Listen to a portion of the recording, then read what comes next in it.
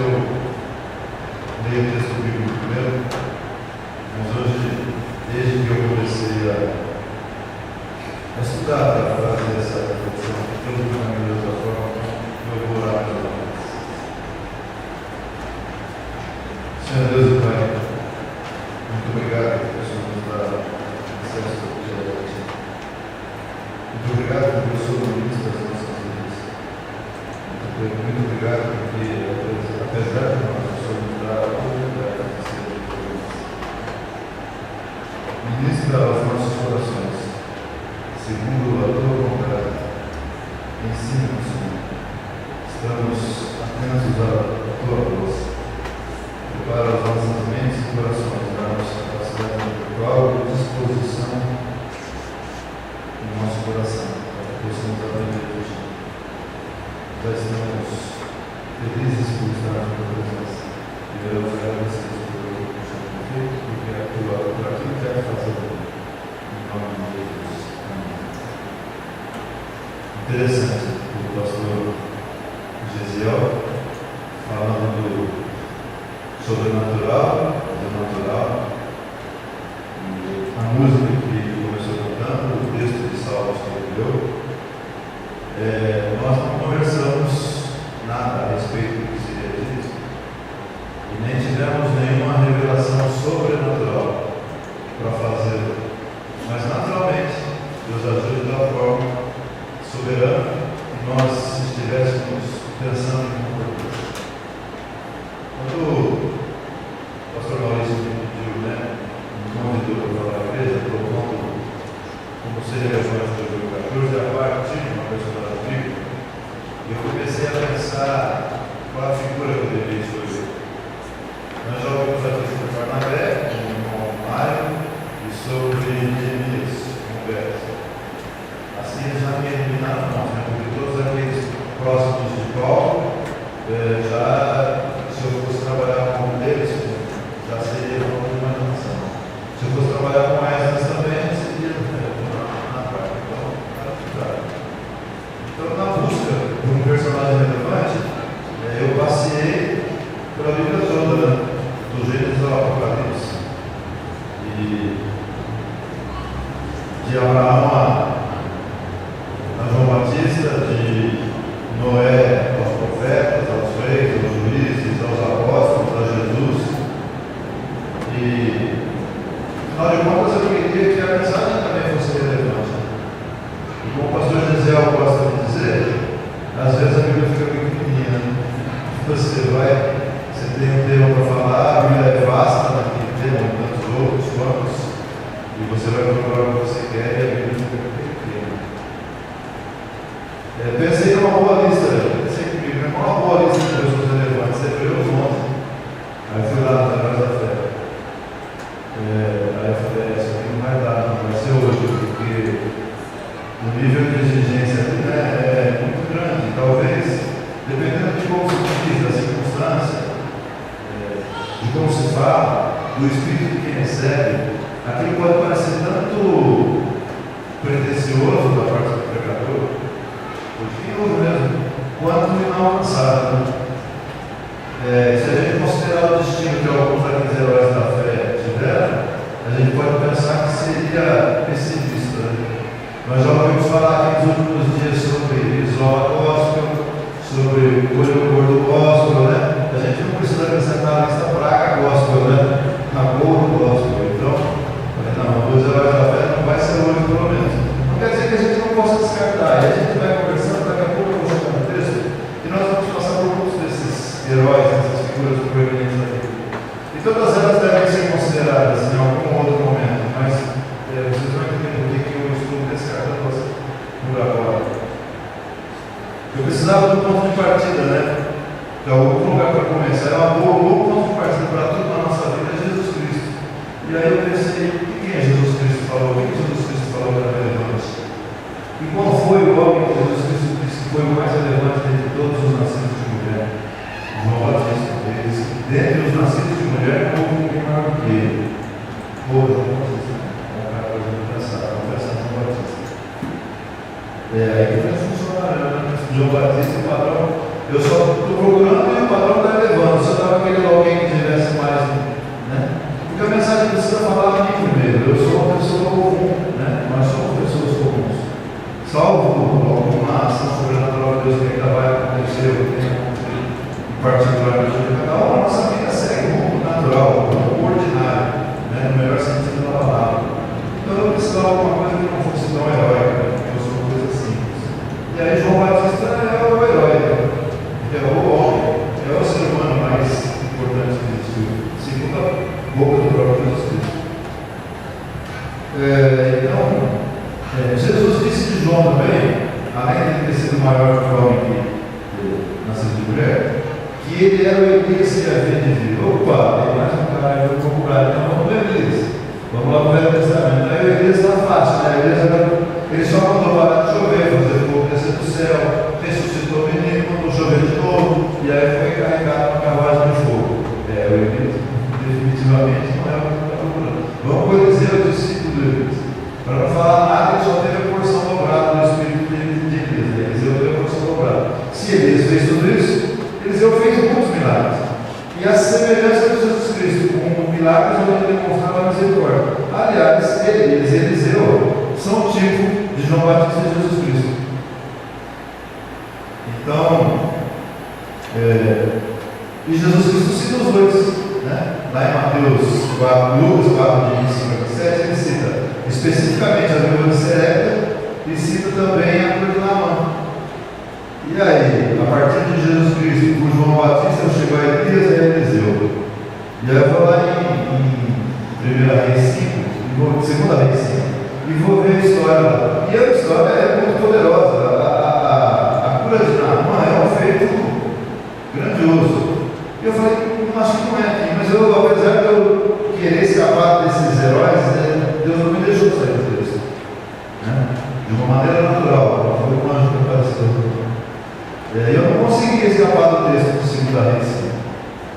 Eu buscava a cara verdadeira, pensando que fosse pregar para mim. E ainda que Tiago tenha dito que Elias era homem sujeito às mesmas paixões, e eu e você, a gente quer alguma coisa ali, eu precisava, pelo menos para hoje, alguma coisa mais simples, né? Eu precisava de uma história comum no sentido de simples e comum no sentido que fosse comum a você, a mim e a você, né? Porque um cara que sobe para o céu numa carroça, eu vou contar uma história comum para você. Um cara que faz ritual machado como Eliseu, ele vive o Rio Jordão, não dá uma história comum. E aí, quando a gente manda essas histórias da Bíblia, quando a gente vê, parece que essas coisas, esses fenômenos, essas façanhas não estão ao nosso alcance. E de fato não estão, como também não estavam ao alcance desses, né? Dos heróis da fé e de fé. Simplesmente Deus agiu de uma maneira sobrenatural na vida deles e mudou o curso da história. Então, qual deve ser o nosso propósito? Visto que a nossa vida segue rumos naturais, a intervenção de Deus é sobrenatural, é extraordinária. Isso não depende de nós. Qual é o nosso propósito? Então é sermos relevantes, ainda que na nossa natural irrelevância. A gente tem que ser relevante. A nossa natureza é irrelevante. Diante da grandeza do universo, das coisas grandiosas que a gente assiste, né? Diante do mar, diante da Foz do Iguaçu, diante dos milagres que Deus opera cotidianamente, né? Esses milagres grandiosos, a nossa natureza é uma certa irrelevância. Então, qual é o nosso papel então? Enquanto irrelevantes, sermos relevantes, naturalmente relevantes. Vamos lá no texto de 2 Reis, capítulo 5. E aí a gente vai ler um pouquinho e eu vou encontrar a história que eu queria. Eu finalmente entendi o que Deus queria que eu conversasse com vocês. Sempre que estou mais rápido aqui. É o jeito que eu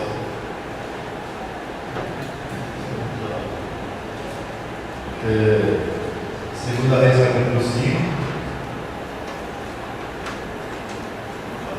Nós vamos ler versículos de 1 a 3 e depois vai para o 15.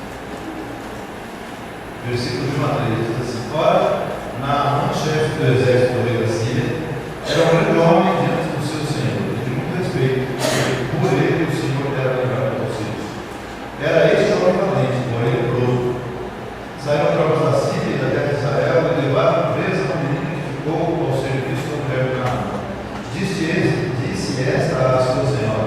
Oxalá o Senhor estivesse diante do profeta que está em Samaria.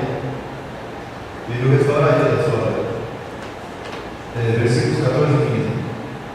Pelo que ele desceu, mergulhou no Jordão 7 vezes, conforme a palavra do homem de Deus, e a sua carne foi restaurada, e se tornou uma carne de menino, e ficou purificado. Então voltou na mão ao homem de Deus, e ele e toda a sua comitiva. Veio, pois, diante dele e disse: agora conheço que em toda a terra não há Deus senão em Israel. Agora peço-te que aceites o presente do teu Senhor. E aí depois a gente conhece a história de Geazi, né? Que é um outro papo.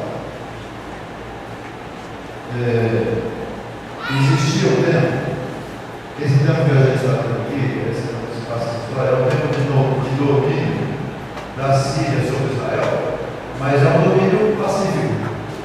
Existe uma certa trégua, é um domínio de paz. De paz para quem? Certamente para os poderosos, né? Para essa menina que foi levada escrava, certamente não era de paz, né? Vai saber como é que ficou a sua família. No mínimo, ela foi separada da sua família, se a sua família não foi morta, ela chegou como escrava. Em guerra, está normal que os homens fossem mortos, né? As mulheres fossem tomadas como escravas. Muito provavelmente, foi isso que aconteceu. Se não foi isso, foi algo semelhante. Então, se é um tempo de paz para o rei Sírio e o rei Israel, o general Naamã, certamente para essa menina não era. A situação dela é cruel. E agora, para quem acredita um Deus onipotente, onipresente, que é Senhor da história, olha, veja que Deus é o Senhor da história. Olha lá no versículo 1 que a gente lê assim. Falando de Naamã, né? No meio do versículo para frente, diz assim: porque por ele o Senhor dera livramento aos sírios. Quem deu livramento aos sírios? Pela mão de Naamã, Deus. Então Deus cuida da história do povo de Israel, Ele é Senhor da história do povo de Israel, Ele é Senhor da história da igreja, nas suas partes, mas Ele é Senhor da história do mundo também, dos sírios, ou seja, não está a escolha, dos sírios. E na ocasião doutrinaram sobre Israel. Agora, para quem entende um Deus que aceita um Deus onipotente, onisciente, onipresente, um Deus de amor, e que tem um povo eleito, e aí você tem no meio do povo eleito retirado uma criança inocente e feito escravo, é algo difícil de explicar, né? Complicado. A situação dessa menina aí era terrível. Pior que isso, só a morte, né? Quantas vezes a gente não se sente na mesma situação? Nós somos a igreja de Cristo e ainda assim entre nós há tanto sofrimento incompreendido, né? Não incompreendido porque nós sejamos avessos a isso, a querer compreender. Às vezes até somos, né? Mas incompreendido porque não cabe na nossa inteligência, não cabe na nossa mente, nas coisas do alto. A gente entende as coisas aqui do chão. Então como é que Deus espera? E o pastor Paulo também que mandou a gente pregar sobre isso, né? Que nós sejamos relevantes em 2014 com tanta dificuldade, com tanta limitação.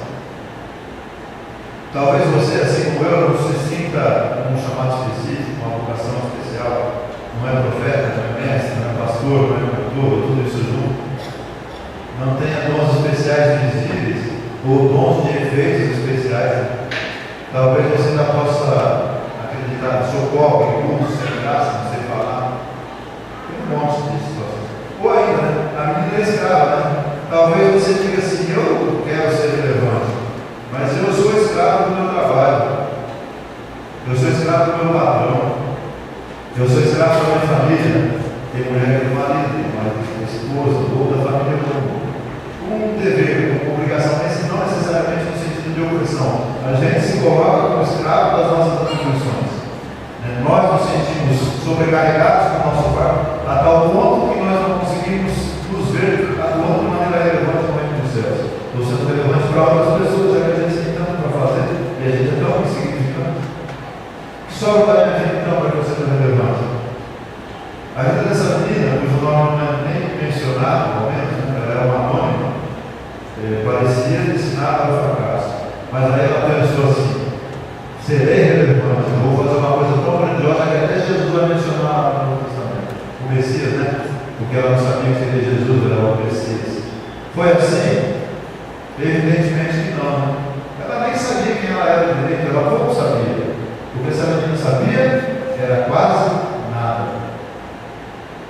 E aí tem uma coisa que eu gosto de dizer, uma frase: ao que eu saiba fui eu mesmo comigo. Quer dizer, quando você não sabe o que fazer, faz o que você já sabe. Essa menina não sabia o que fazer, ela não sabia nada sobre o destino da vida. Mas uma coisa ela sabia: havia profeta em Samaria. E o profeta em Samaria era o profeta de Deus, o profeta era o emissário de Deus, era a boca de Deus. Já estava implícito que era de Deus e que ela diz explicitamente que ele era capaz de curar a vida. Ela era uma menina simples, sem recurso, levada como escrava, servindo para um general, o principal general dos sírios. Ela tinha tudo para não fazer nada, né? Tinha tudo para não fazer nada. Porque afinal de contas ela estava trabalhando para o cara que é o cara que é tão bom como escravo. E ela falou: mas Samaria tem um profeta, e ele é capaz de curar. Tomara que o meu Senhor estivesse lá. E aí a gente viu essa história. Antes de conhecermos a história da menina, talvez a gente pudesse pensar, né? Olhando, a gente conhece agora a história toda. Talvez se estivesse lá vivendo, a gente está contemporânea dessa menina, acompanhando a história, como a gente acompanha muitas histórias de sofrimento, de dificuldades que nós todos passamos no tempo todo, ou estão próximas de nós, e você falasse assim dessa menina: que grande coisa tem essa menina para oferecer? Nada, coisa nenhuma, quanto mais grande coisa. Ela não tinha nada para oferecer. Ou melhor, ela não tinha quase nada. Aliás, era isso que eu queria dizer para vocês hoje: quase nada. A menina não tinha quase nada, ela não sabia quase nada. Mas aquilo que ela sabia, aquilo que parecia muito pouco, sabe, que era saber que existia um profeta de Samaria, fez toda a diferença na história de Naamã. Foi absolutamente relevante na história de Naamã. Absolutamente relevante. Do pouco, do quase nada que ela tinha, ela fez, ela tomou uma atitude relevante. A ponto de Jesus citar lá em Lucas 4:27, que Naamã foi curado, que havia tantos leprosos, mas só Naamã foi curado. E quem foi que teve participação especial na cura de Naamã? Uma menina anônima, escrava. Não foi o Geazi, não, que estava na igreja da Geazi, era quase que o pastor, pregava quarta-feira, e foi ele, não. Foi a menina escrava. O Geazi a gente sabe que ele trouxe. Certamente essa menina foi honrada na casa de. A gente pode aprender na casa do Naamã. O que essa menina tinha era conhecimento. O quase nada que ela tinha era conhecimento de que havia profeta em Samaria. O quase nada que nós temos às vezes é o conhecimento de Deus, o conhecimento da verdade. Nós estamos dispostos, a fim de ser relevantes, de compartilhar a verdade que nós conhecemos com as outras pessoas. Esse quase nada pode significar, ou quase nada veio seu, o nosso quase nada conhecimento, pode significar tudo que alguém está esperando. Pode fazer diferença entre a vida ou a morte, pode fazer diferença entre céu ou inferno. Será que a gente está disposto a ter? Qual o resultado? Que resultado mais relevante a gente pode esperar na vida do que mudar a história de alguém para melhor, ou para muito melhor, no caso da Naamã? Se eu estava procurando uma história de uma pessoa simples, uma pessoa comum, uma pessoa igual a eu e você, mais do que Elias, sujeita às mesmas paixões que nós, mais do que Elias, sujeita a dificuldades como as nossas, ou talvez piores. Talvez nenhum de nós vai experimentar ao longo de uma vida inteira o que aquela menina ainda na infância, adolescência, estava experimentando. Então, se a gente estava procurando algum desvalido para nos comparar, a gente achou. Mas eu, quando estou estudando a Bíblia, eu gosto muito de fazer paralelos do Velho Testamento e do Novo. Isso me faz um bem danado. Buscar os paralelos já estão lá, não sou eu que os faço, eles já existem. E aí, procurando um paralelo dessa história do Novo Testamento, eu vou lá na primeira multiplicação dos pães e peixes, que relatava em João conta da história da menina. Naquela circunstância, o cenário é outro, né? Porque o que a menina tinha lá era conhecimento. O conhecimento desse rapaz aqui, que dá os pães e os peixes, não é necessário. Porque a fonte de todo conhecimento, o mestre dos mestres, estava ali ministrando, ensinando. Então não era isso que eu precisava, não era o conhecimento da verdade, que havia profeta em Israel, em Samaria, né? Porque às vezes o que a gente tem para compartilhar é só espiritual, né? A gente acha que nós transitamos no âmbito espiritual, e essa é a nossa tarefa. Veja bem, Jesus Cristo estava o centro de todo conhecimento, o centro de todo poder, da onde emana todo o poder. Ele estava assessorado pela melhor equipe, né? Digamos assim, tinha o colégio apostólico. O colégio apostólico é tão importante na hierarquia da igreja que, segundo o registrado em Apocalipse, vai fazer parte do juízo final. E quem, é claro que todo o poder emana do céu, todo o poder emana de Jesus Cristo, e o poder da multiplicação dos pães estava na mão de Jesus, o extraordinário, o sobrenatural. Mas do ponto de vista humano, quem foi relevante naquela situação? Foi o menino que tinha quase nada.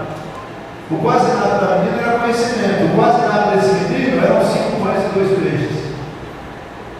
Os apóstolos, que são a elite da igreja, né, que vão estar no dia do juízo final, tem 12 prontos para ele para o céu, viraram, deixaram de ser apóstolos e passaram a ser diáconos. Diferente do que acontece hoje em dia, né? Eles vão ser diáconos, vão ser garçons. Eles serviram a mesa e recolheram os restos depois. E quem foi o ser humano relevante? O menino, anônimo de novo, como eu e você anônimos somos. Irrelevante. Irrelevante do ponto de vista natural. A nossa natureza é relevante. A gente deixa que Deus nos use, a gente se deixa ser instrumentos na mão de Deus, a gente passa a ser relevante. E a história desse menino está registrada na Bíblia. E muito mais do que está registrado na Bíblia, está registrado no céu. Aqui o modo é diferente, né? Lá era o conhecimento que ela tinha que era precioso. Aqui não era o conhecimento, porque eles estavam diante de todo o conhecimento. Aqui eram os bens, eram os recursos que esse menino tinha para se alimentar. E ele entregou para que Jesus alimentasse a multidão. Nós estamos dispostos, a fim de sermos relevantes, que é essa proposta, esse é o mote da nossa conversa, a entregarmos os nossos recursos, a depositarmos os nossos recursos aos pés de Jesus Cristo, para que Ele possa alimentar os necessitados, para que Ele possa socorrer os necessitados. Tanto o conhecimento quanto os recursos a gente pode chamar de riqueza ou de grandeza. Riqueza e grandeza em alguns lugares a gente pode aproximar. Qual é a grandeza que você tem para compartilhar, de maneira que você seja relevante na sua passagem aqui na Terra? Conhecimento? São os recursos que Deus te dá? O dom da compaixão? São dons espirituais? Sabedoria, misericórdia? Quais são os seus? Qual é a sua grandeza? O que você tem de grande? E parece paradoxo, não? Você tem que ter uma pessoa simples, pessoas irrelevantes, mas aquilo que parecia tão pouco, que é um quase nada, na mão de Deus é grande. Além do nosso ego, que é grande também, é o nosso sentido de a gente tem que depositar os pés a Deus. Será que a gente está disposto a depositar os nossos quase nada?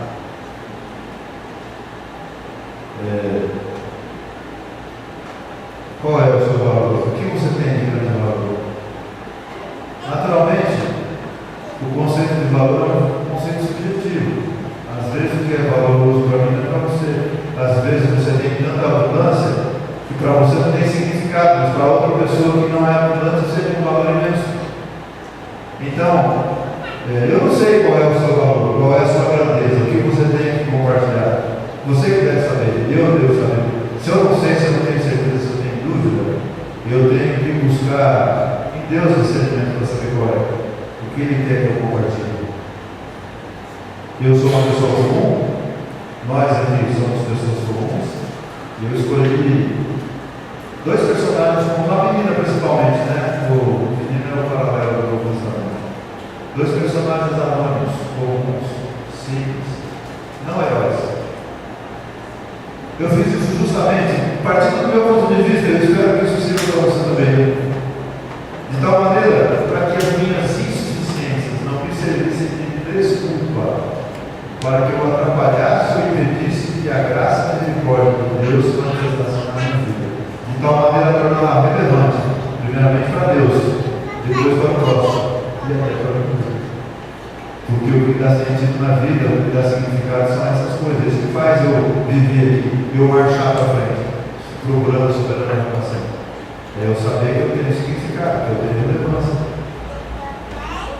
Eu espero que isso seja orgulhoso como destaque, mas seja relevante para a sua reflexão. Eu disse quando começamos que João Batista foi o meu ponto de partida.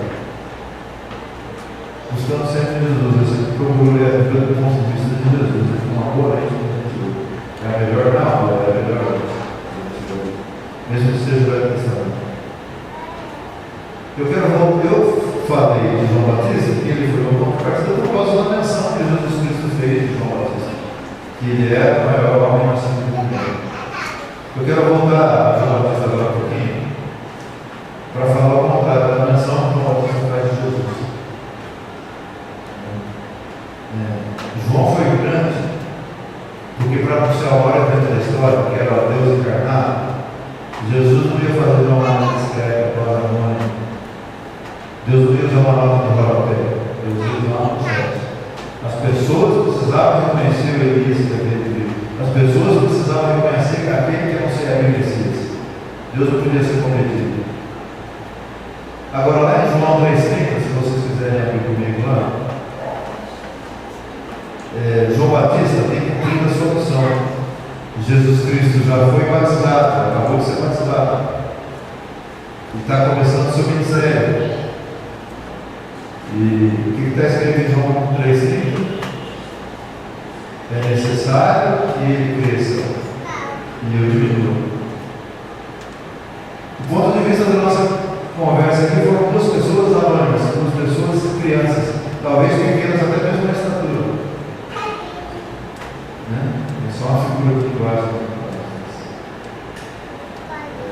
João precisava ser grande. Ele foi grande quando foi necessário. Quando ele percebeu que a missão dele, a necessidade de ser grande, ele já se fazer mais presente, ele falou: é necessário que ele cresça e eu diminua. Ele passa o seu espaço na história. Agora Jesus já ressuscitou, nós já pegamos o Jesus ressurreto. Nós não precisamos ser grandes mais. A grandiosidade já está no fato de Jesus ter ressuscitado, ter redimido o homem, ter ligado o homem a Deus. Nós não precisamos mais ser grandes. Mas nós temos coisas que para nós são quase nada, que podem ser grandes nas mãos de Deus, ou que podem ser grandes se a gente abraçá-las e sentir que elas são grandes coisas para nós. E aí isso vai ter um efeito negativo, vai ser grande no nosso ego e vai atrapalhar, a gente não vai ser relevante de novo. Para a gente ser relevante, importa que nós diminuamos e que Jesus Cristo cresça. Por mais paradoxal que possa parecer, e o Evangelho é feito paradoxo, Deus usou a loucura da pregação para converter, as coisas loucas para ensinar sábios, os pequenos para ensinar os grandes. A gente precisa entregar a nossa grandeza, seja ela qual for, aos pés de Jesus. Os nossos quase nada, e às vezes o nosso ego precisa ser tão grande que a gente sabe quando é conveniente, quase nada é quase nada. Mas Deus, eu sou tão cuidado que não não passou para nada, não ocupar.